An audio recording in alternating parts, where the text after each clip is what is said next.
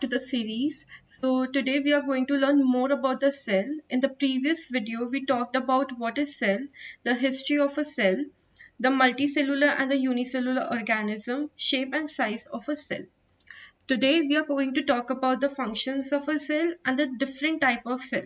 There are two types, prokaryotic and eukaryotic. Even in eukaryotic cell, the plant cell and the animal cell have some differences. So today we are going to explore more on that. ठीक है? So what are functions of a cell? तो इस पूरे paragraph में जो basic चीज हमें समझाई गई है वो ये है, जैसे एक ह्यूमन बॉडी में डिवीजन ऑफ लेबर होता है, ऐसी सेल के अंदर भी डिवीजन ऑफ लेबर होता है. मतलब कि एक ह्यूमन बॉडी में heart is there to pump the blood, then kidney is to filter the urine, stomach is for digesting food.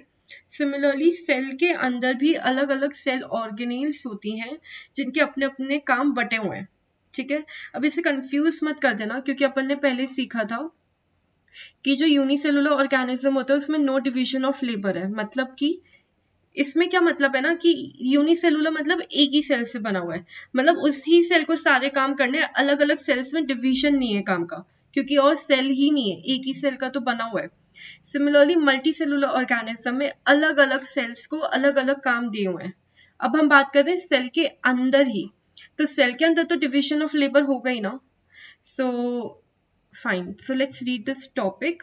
Each living cell has the capacity to perform some basic function that are characteristic of all the living organism.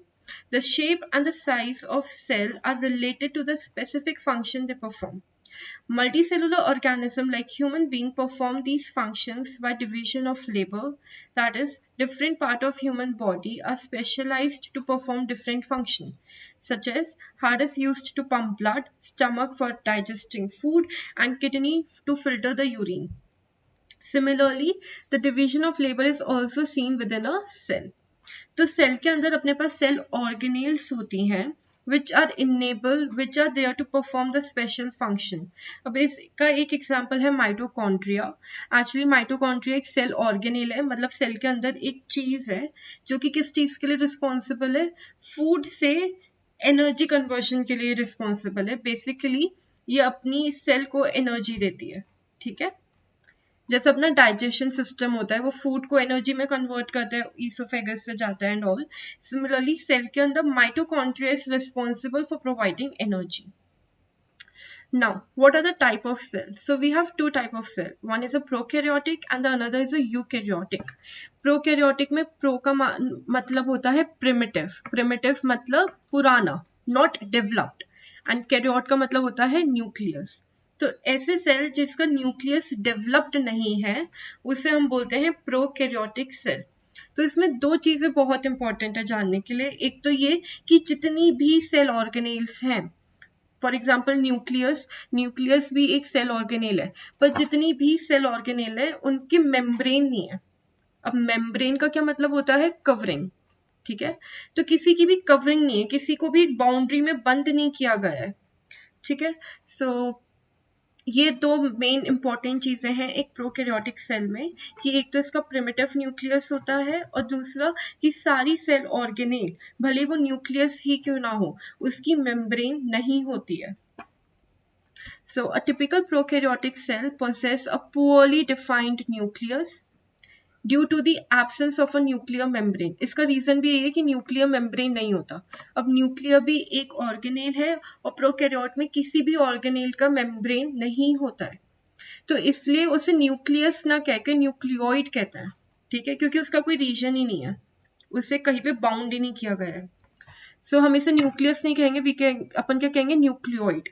ठीक है, these cells also lack most of the membrane bound cytoplasmic organelle so that the various functions are performed by the poorly organized parts of the cytoplasm.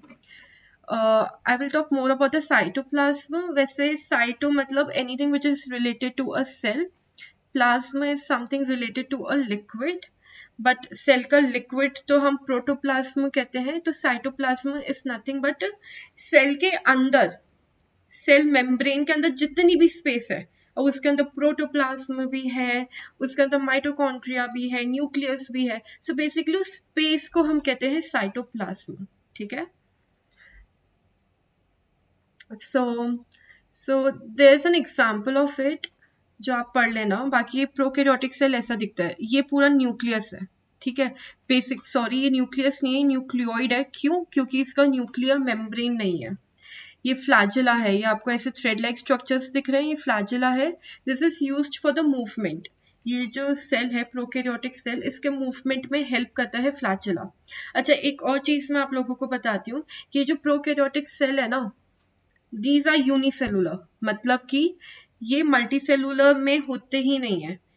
Unicellular organisms में ही prokaryotic cell पाया जाता है, ठीक है। अब unicellular organism भी eukaryotic cell के हो सकते हैं, प्रोकैरियोटिक सेल के हो सकते हैं, बट अगर वो प्रोकैरियोटिक सेल है तो वो यूनिसेलुलर ही है, ठीक है।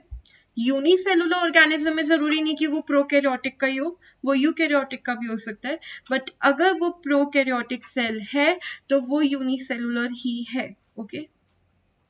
Now eukaryotic cell are ones, U का मतलब होता है ट्रू एंड कैरियोटिक का मतलब न्यूक्लियस। तो ऐसे सेल जिनका वेल डिफाइंड न्यूक्लियस हो, जैसे मैं ये भी कह सकती हूँ कि सही न्यूक्लियस हो, ट्रू न्यूक्लियस हो, उन्हें हम बोलेंगे यूकैरियोटिक सेल। सो दे, और इसके जितने भी सेल ऑर्गेनेल्स है, भले ही माइटोकॉन्ड्रिया हो, न्यूक्लियस हो और एनीथिंग, इन सभी का ही मेम्ब्रेन होता है, मतलब इन सभी की प्रॉपर बाउंड्रीज होती हैं, ठीक है। And they have more complex DNA, DNA nucleus के अंदर होता है, ठीक है। सो अब ये बहुत ही इंपॉर्टेंट टेबल है डिफरेंसेस के ऊपर, लेट्स टॉक अबाउट इट। अब इसमें कुछ वर्ड्स हैं जैसे सेंट्रोइल हो गया, न्यूक्लियोलस हो गया।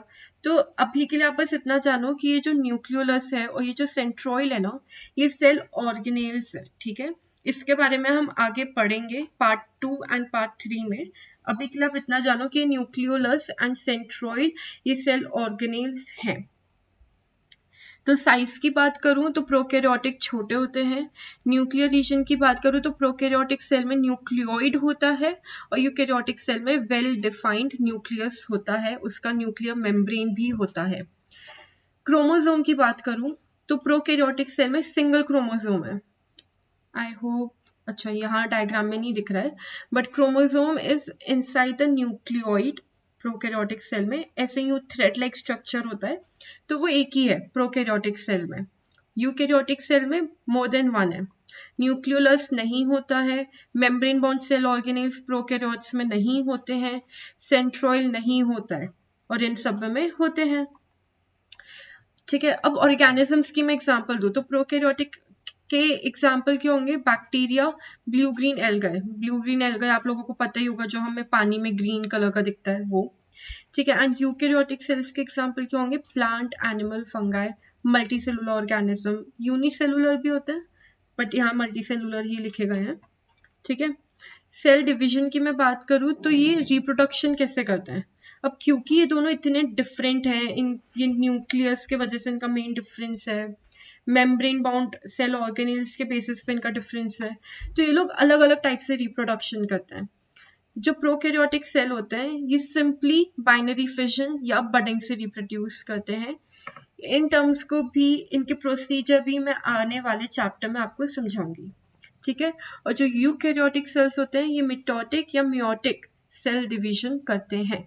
अभी के लिए आप ये याद करो, nucleolus, centriole, mitotic, meiotic, binary fission, budding, ये सब मैं आपको बाद में सिखाऊंगी। अभी बस आप ये टेबल लर्न कर लो, जो कि आपको आइडिया भी लग रहा है और ये इजी टू लर्न भी है, ठीक है। So all the new terms in this table are for the differences. Complete knowledge and detail about the cell organelle of multicellular organism will be discussed later. ठीक है, अब आई होप आपको ये समझ आ गया होगा। अब बात ये है कि यूकैरियोटिक सेल से बने होते हैं प्लांट एंड एनिमल, लेकिन क्या दोनों में सेम ही टाइप के यूकैरियोटिक सेल होते हैं? Answer is no. Plant eukaryotic cell and animal eukaryotic cell have differences. और इनके differences तो बहुत ही easy हैं, ठीक है, ये बहुत ही easy है, let's study them. So animal cell छोटा होता है, plant cell बड़ा होता है। Animal cell में cell wall नहीं होती, plant cell में होती है। अब ये cell wall क्या होती है अब मैं बताती हूँ। हर एक सेल में सेल मेम्ब्रेन तो होता ही है, this is for sure. Cell membrane क्या होता है? सेल की कवरिंग, जो उसे कवर करता है, ठीक है। लेकिन एनिमल सेल में सेल वॉल नहीं होता। सेल वॉल सेल मेम्ब्रेन के बाहर एक और कवरिंग कहलाती है। एक तरीके से ये मान लो कि जो प्लांट सेल है ना वो डबल प्रोटेक्टेड है, क्योंकि सेल मेम्ब्रेन तो है ही, उसके बाहर उसके पास सेल वॉल भी है, ठीक है। हम सेल मेम्ब्रेन को प्लाज्मा मेम्ब्रेन भी कहते हैं। तो ये प्लाज्मा मेम्ब्रेन है, देखो ये लेयर, और इसके बाहर वाली जो लेयर है उसे हम सेल वॉल कहते हैं। तो जो प्लांट सेल है वो डबल लेयर्ड है, और जो एनिमल सेल है उसमें सिर्फ प्लाज्मा मेम्ब्रेन है, ठीक है। अब इसलिए अपन जो ह्यूमंस है ना वो थोड़े सॉफ्ट है, अपनी जो स्किन है देखो अपनी सॉफ्ट है, लेकिन जो प्लांट सेल होते हैं वो बहुत रिजिड होते हैं। क्यों? क्योंकि वो डबल प्रोटेक्टेड होते हैं। तो ये हो गए दो डिफरेंसेस। दूसरा क्या है? जो साइटोप्लाज्म मतलब सेल के अंदर की स्पेस। जो दूसरा डिफरेंस है वो ये है कि एनिमल सेल में छोटे छोटे वैक्यूल्स होते हैं, लेकिन प्लांट सेल में एक बड़ा वैक्यूल होता है। ये जो आपको दिख रहा है ना बड़ा सा, this is known as the vacuole. तो सेंटर में बहुत ही बड़ा सा एक वैक्यूल होता है प्लांट सेल में, एनिमल सेल में छोटे छोटे छोटे से होता है, ठीक है। ये तीसरा डिफरेंस है। चौथा डिफरेंस, प्लास्टिड्स। एनिमल सेल में प्लास्टिड नहीं होते, लेकिन प्लांट सेल में प्लास्टिड प्रेजेंट होता है। प्लास्टिड क्या होता है? Plastid is also a cell organelle which help in photosynthesis. तो obviously humans अपना खाना खुद नहीं बना पाते हैं। Plant do the photosynthesis with the help of the plastid or the chloroplast. Chloroplast के अंदर chlorophyll होता है, और chlorophyll is responsible for the green color. Okay, so this is little bit of extra information. So till now we have covered the four differences. The last and the fifth difference is animal cell possess centroid to help in cell division and nucleus lie in the center. Nucleus lie in the centre animal cell में, अपन में। लेकिन जो plant होता है उसमें centrosome या centroids नहीं होते हैं, और न्यूक्लियस साइड में लाई करता है। साइड में लाई करता है। क्यों लाई करता है? क्योंकि सेंटर में तो ये वैक्यूल लाई करता है, जो ये न्यूक्लियस है ये थोड़ा साइड में हो जाता है। So basically we have 5 differences for plant and animal. Animal की सेल छोटी होती है, उसके पास सेल वॉल नहीं होता है, उसके पास प्लास्टिड नहीं होता है, उसकी जो वैक्यूल्स हैं वो छोटी छोटी छोटी होती हैं, ठीक है। और एनिमल सेल में न्यूक्लियस बीच में होता है। Now I talk about the plant cell. तो प्लांट सेल का साइज ज़्यादा बड़ा होता है, वो डबल प्रोटेक्टेड है, उसमें सेल वॉल है, और उसके प्लांट सेल के बीच में एक बड़ा सा वैक्यूल होता है, एक ही होता है, ठीक है। एंड उसमें प्लास्टिड प्रेजेंट होता है which help in the photosynthesis. And the last point is कि न्यूक्लियस साइड में होता है, क्योंकि सेंटर में तो वैक्यूल है। So that's all for the part 1. I hope it's clear to you.